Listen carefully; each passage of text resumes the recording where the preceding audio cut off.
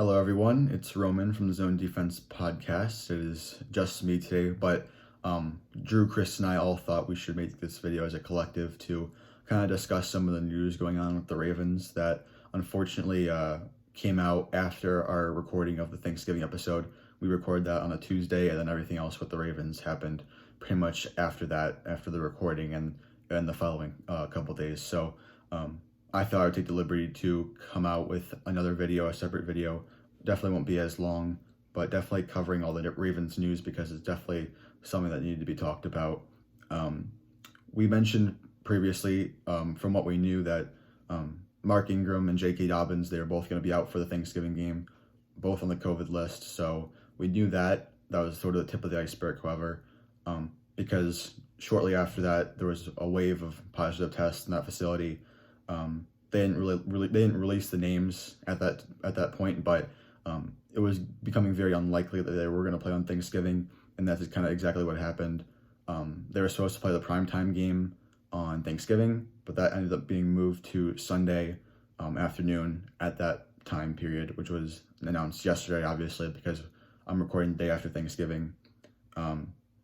But other news came out that Lamar Jackson was one of those players who tested positive. They think they might have gotten it during the Titans game, and as we kind of know, the Titans were kind of like the originators of all this, so that's definitely something to note as well. A bunch of those other players, as far as who tested positive or who's on the COVID IR as of least, Lamar Jackson, Patrick Ricard, Justin Madubuike, and Morgan Cox, they all were placed on the COVID IR, and they're now out for this game. John Harbaugh came out yesterday, I believe, and said that they were going to close their facility till Monday at the earliest. So that obviously kind of rules out the Sunday night game. So therefore, the NFL pushed the Steelers-Ravens game even further to Tuesday night. So we haven't had schedule changes in quite a little bit. The past couple weeks have been pretty much solid, but now the NFL has to step in and readjust to this Tuesday as well, which will affect other games down the line, which I'll kind of get into in a little bit. So obviously the Steelers players were kind of very upset because this is the second time this year they've been kind of screwed over by schedule changes, playing the Titans the first week, or week 4, I believe, that kind of got canceled.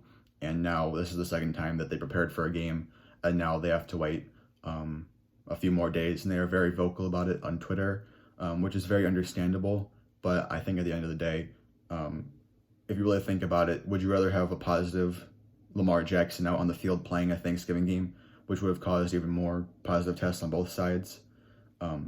I think not. So I think the fact that they were able to catch that, especially with Lamar Jackson, because we kind of learned from that Stephon Gilmore, Patrick Mahomes interaction early on in the year that thankfully nothing happened between that, because if Patrick Mahomes got it and the Chiefs got it, it would have led to even more problems. So I think to catch it right now with Lamar, definitely important because he is one of the big faces of the league, clearly. So that's definitely important that they ruled him out for this week. Unfortunately, I had him on my fantasy team, but you got to do what you got to do. So he won't be out this week, obviously. But we've gotten to this kind of crossroads now where there's not much flexibility the NFL has left in terms of flexing games. Everyone's bye week is pretty much over, and we're kind of getting to that point where we either have to extend the season or maybe just flat out cancel it in general. I don't know how serious this idea has been brought up in the NFL, at least, but many fans have called for just forfeiting games in general. So I'm not really sure how I feel about that. It's definitely an option, I guess you could say. Many teams could have forfeited games a while ago based off their situations, but this is just something to keep in mind. The NFL has proven that they've had every option on the table, and they've been very much flexible with their scheduling situation. So I don't think we can rule out anything at this point. They're definitely going to try and play the game, whether it's a week 18, we'll have to see. They did, as I kind of mentioned earlier, they're going to flex next Thursday night game, which was supposed to be Cowboys at Ravens. That game is now a Tuesday night, or Monday night, so excuse me. So there's going to be no Thursday night game. There'll be 2 Monday night games again. First time in a while that's happened. But it makes sense considering the Ravens won't be able to get into their facility until Monday, as John Harbaugh said. So It could get worse, and we'll see what happens. But according to what we know, and as of right now, that's kind of the news that we have with the Ravens. Um, I'm interested to see because the NFL did say a while back that if they had to cut the season short, which I don't think it'll have to be the whole season cut short, but I assume that if not everyone can get their 16 games in, they were going to add an eighth seed to the postseason, which I think is very interesting because they just implemented a permanent seventh seed in all the playoffs from now on. So adding an eighth seed will definitely be interesting in terms of the playoff race. We've been kind of covering that a little bit. So there's definitely more options than what we intended, at least. So I think Roger Goodell has done a good job so far kind of handling all that mess, because we did think going into this season that football was obviously a contact sport, and they're probably going to have a lot more problems than baseball did, than basketball did, because there wasn't a bubble either.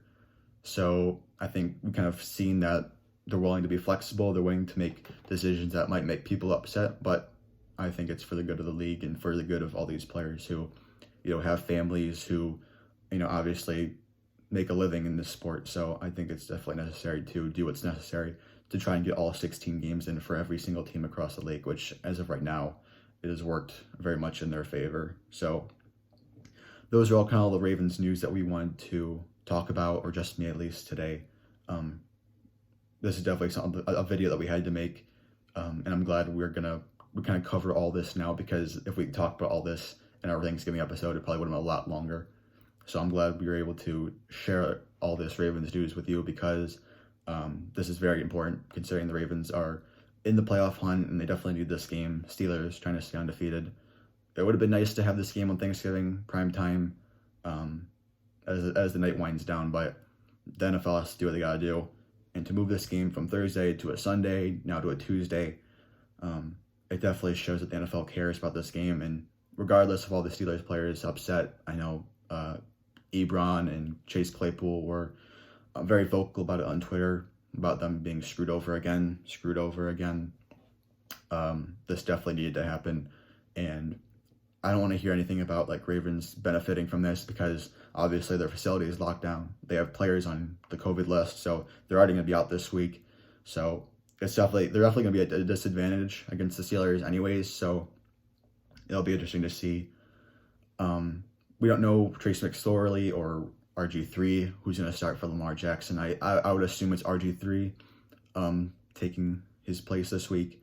But hopefully, and there's growing belief of this, that Lamar can start next week against the Cowboys, which would be very much beneficial to them because, like I said, they're very much in the hunt and they need every win they can get, considering that there's not many weeks left.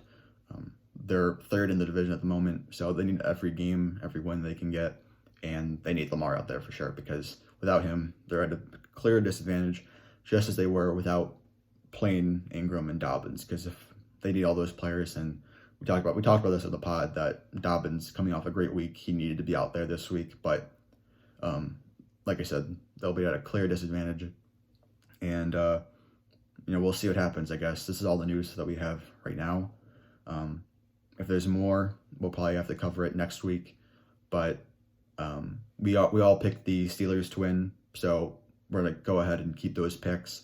But if that game does not be played this week, then we'll kind of just void that out and it won't count for or against us. So we don't have to worry about that in that regard. Next week, however, we'll still pick Dallas and Baltimore, but obviously that game won't be played on the Thursday night as it was marked down to be. So those are all the Ravens news. I do want to cover some other irrelevant news at this point, because it's very much important to note Tua Tagovailoa, quarterback for the Dolphins, is questionable. That came out after the recording, obviously. I think I can say for all three of us that wouldn't change our pick, whether they had Fitzpatrick or Tua in. I think they're going to beat the Jets no matter what. I'm sure Drew and Chris would agree with that. And today, I'm recording on a Friday. Today, Todd Gurley, Adam Thielen, both out this weekend. We all picked the Raiders over the Falcons, so that definitely doesn't change that pick for us. I think that maybe even makes it a more convincing win for the Raiders, but we'll have to see. And then Thielen, we kind of expected him to be out as well, but now they're officially marking him out. We thought there was a possible chance of him playing again, but no, he's going to be out on the COVID list this week. He'll probably come back next week. We'll have to see about that, but it's definitely something to note.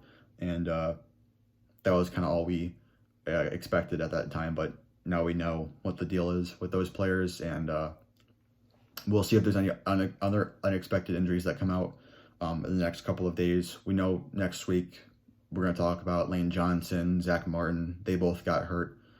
Or Zach Martin got hurt in the Thanksgiving game. Lane Johnson ruled out for the season. We'll go more in depth about that next Thursday or whenever next week episode comes out.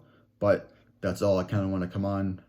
This has been Roman from the Zone Defense Podcast. Please subscribe, leave a like, and a comment. We definitely appreciate it. We like responding to all the feedback, and we really appreciate the support we've been getting the past couple of weeks because some of our videos have been very popular as of late, and we're very thankful for that.